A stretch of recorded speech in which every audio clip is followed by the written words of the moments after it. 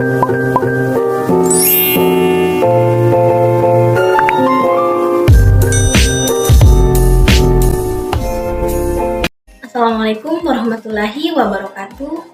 Shalom, Om Swastiastu, Namo Buddhaya, salam kebajikan.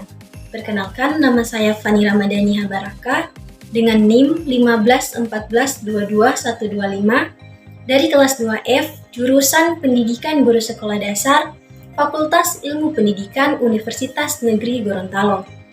Video ini dibuat untuk memenuhi salah satu tugas mata kuliah strategi pembelajaran oleh dosen pengampu Ibu Nur Fadlia, SPD, MPD. Pada video ini saya akan membahas 7 metode pembelajaran. Apa saja ketujuh metode tersebut? Mari kita simak penjelasannya. Metode yang pertama yaitu metode pembelajaran konvensional atau metode ceramah. Salah satu macam metode pembelajaran yang kerap digunakan adalah metode ceramah. Maksudnya, metode ini diterapkan dengan cara berceramah atau menyampaikan informasi secara lisan kepada siswa. Metode ini merupakan metode yang paling praktis dan ekonomis serta tidak membutuhkan banyak alat bantu. Metode ini mampu digunakan untuk mengatasi kelangkaan literatur atau sumber rujukan informasi karena daya beli siswa yang di luar jangkauan. Namun, metode ini juga memiliki beberapa kelemahan dan kelebihan.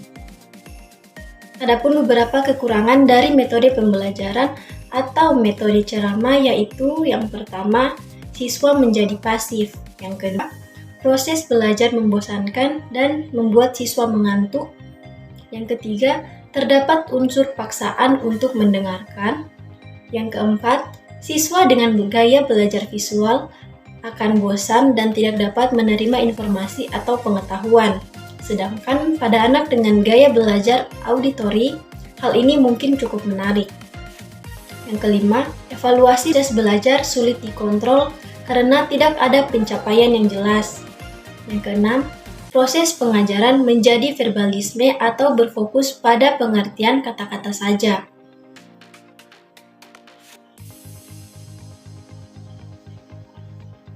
Adapun kelebihan dari metode pembelajaran konvensional atau metode pembelajaran ceramah yaitu antara lain yang pertama,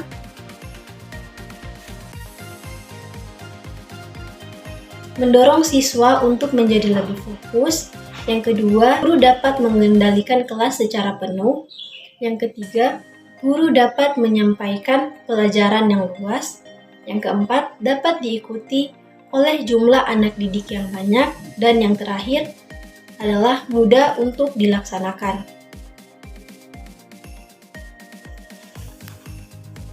Yang kedua, metode pembelajaran diskusi. Metode diskusi merupakan metode pengajaran yang erat hubungannya dengan belajar pemecahan masalah. Metode ini juga biasa dilakukan secara berkelompok atau diskusi kelompok. Metode diskusi adalah metode pembelajaran berbentuk tukar-menukar informasi, pendapat, dan unsur-unsur pengalaman secara teratur dengan maksud untuk mendapatkan pengertian yang sama, lebih jelas, dan lebih teliti tentang sesuatu atau untuk mempersiapkan dan merampungkan keputusan bersama. Adapun kelebihan dari metode diskusi antara lain, yang pertama, merangsang kreativitas anak didik dalam bentuk ide, gagasan, prakarya, dan terobosan baru dalam pemecahan masalah. Yang kedua, mengembangkan sikap saling menghargai pendapat orang lain. Yang ketiga, memperluas wawasan. Dan yang keempat, membina untuk terbiasa musyawarah dalam memecahkan suatu masalah. Adapun kelemahan metode pembelajaran diskusi antara lain, yang pertama, membutuhkan waktu yang panjang, tidak dapat dipakai untuk kelompok yang besar. Yang ketiga, peserta mendapat informasi yang terbatas. Dan yang keempat, dikuasai oleh orang-orang yang suka berbicara atau ingin menonjolkan dirinya saja. Metode pembelajaran yang ketiga yaitu metode tanya-jawab.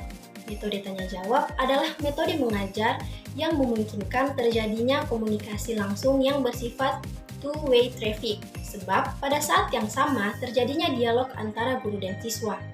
Guru bertanya dan siswa menjawab, atau siswa bertanya dan guru menjawab. Dalam komunikasi ini, terlihat adanya hubungan timbal balik secara langsung antara guru dengan siswa.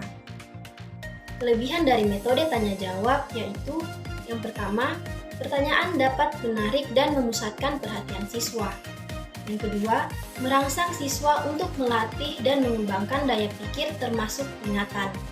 Yang ketiga, mengembangkan keberanian dan keterampilan siswa dalam menjawab dan mengemukakan pendapatnya. Adapun kelemahan metode pembelajaran tanya jawab antara lain, yang pertama, siswa merasa takut bila guru kurang dapat mendorong siswa untuk berani dengan menciptakan suasana yang tidak tegang. Yang kedua, tidak mudah membuat pertanyaan yang sesuai dengan tingkat berpikir dan mudah dipahami oleh siswa. Yang ketiga, sering membuang banyak waktu. Dan yang terakhir, kurangnya waktu untuk memberikan pertanyaan kepada seluruh siswa. Metode keempat yaitu metode pembelajaran demonstrasi. Metode demonstrasi merupakan metode mengajar yang sangat efektif, sebab membantu para siswa untuk mencari jawaban dengan usaha sendiri berdasarkan fakta yang benar. Demonstrasi yang dimaksud ialah suatu metode mengajar yang memperlihatkan bagaimana proses terjadinya sesuatu. Metode demonstrasi adalah metode mengajar yang cukup efektif sebab membantu para siswa untuk memperoleh jawaban dengan mengamati suatu proses atau peristiwa tertentu. Kelebihan metode pembelajaran demonstrasi antara lain, yang pertama menghindari verbalisme, yang kedua siswa lebih mudah memahami apa yang dipelajari, yang ketiga proses pengajaran lebih menarik, dan yang keempat siswa dirangsang untuk aktif mengamati, menyesuaikan antara teori dengan kenyataan, dan mencoba melakukannya sendiri. Adapun kelemahan metode pembelajaran demonstrasi antara lain, yang pertama memerlukan keterampilan guru secara khusus, yang kedua kurangnya fasilitas yang menunjang, dan yang ketiga membutuhkan waktu yang lama. Yang kelima, metode pembelajaran eksperimen. Metode ini bukan sekedar metode mengajar, tetapi juga merupakan satu metode berpikir. Sebab dalam eksperimen dapat menggunakan metode lainnya, dimulai dari menarik data sampai menarik kesimpulan. Metode eksperimen adalah cara penyajian pelajaran, di mana siswa melakukan percobaan dengan mengalami dan membuktikan sendiri sesuatu yang ia pelajari. Kelebihan dari metode eksperimen antara lain, yang pertama, membuat siswa lebih percaya atas kebenaran atau kesimpulan berdasarkan percobaan. Yang kedua, membina siswa membuat terobosan baru. Dan yang ketiga, hasil percobaan yang berharga dapat dimanfaatkan untuk kemakmuran umat manusia. Adapun kelemahan dari metode pembelajaran eksperimen antara lain, yang pertama, cenderung sesuai bidang sains dan teknologi. Yang kedua, kesulitan dalam fasilitas. Yang ketiga, menuntut ketelitian, kesabaran, dan ketabahan. Dan yang keempat, setiap percobaan tidak selalu memberikan hasil yang diharapkan. Yang keenam, metode pembelajaran resitasi. Metode pembelajaran resitasi merupakan metode mengajar dengan siswa diharuskan membuat resume tentang materi yang sudah disampaikan guru, dengan menuliskannya pada kertas dan menggunakan bahasa sendiri. Kelebihan metode pembelajaran resitasi antara lain, yang pertama, siswa menjadi lebih ingat dengan materi karena telah menuliskannya dengan resume. Yang kedua, menurut Syaiful Bahri, 2000 siswa menjadi lebih berani dalam mengambil inisiatif dan mampu bertanggung jawab.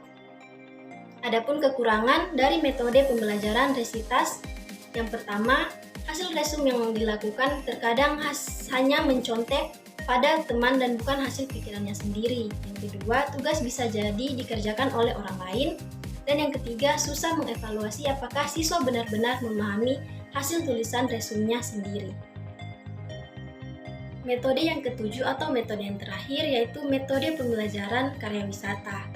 Metode karya wisata adalah cara mengajar yang dilaksanakan dengan mengajak peserta didik ke suatu tempat atau objek tertentu di luar sekolah untuk mempelajari atau menyelidiki sesuatu, misalnya meninjau pabrik sepatu, suatu bengkel mobil, toko serba ada, suatu peternakan atau perkebunan, museum, dan sebagainya. Kelebihan dari metode pembelajaran karya wisata antara lain, yang pertama, memiliki prinsip pengajaran modern dengan memanfaatkan lingkungan nyata. Yang kedua, membuat relevansi antar apa yang dipelajari dengan kebutuhan di masyarakat. Yang ketiga, merangsang kreativitas siswa, bahan pelajaran lebih luas dan aktual. Adapun kelemahan metode pembelajaran karya wisata antara lain, yang pertama kurangnya fasilitas, yang kedua memerlukan perencanaan yang matang, yang ketiga perlu koordinasi agar tidak tumpang tindih waktu, yang keempat mengabaikan unsur studi, dan yang kelima kesulitan mengatur siswa yang banyak. Dengan mengetahui ketujuh metode tadi, diharapkan seorang guru dapat memilih metode yang pas digunakan untuk pembelajaran di dalam kelas dengan memperhatikan kondisi kelas tersebut. Sekian dari saya, wabillahi taufiq wal hidayah. Wassalamualaikum warahmatullahi wabarakatuh.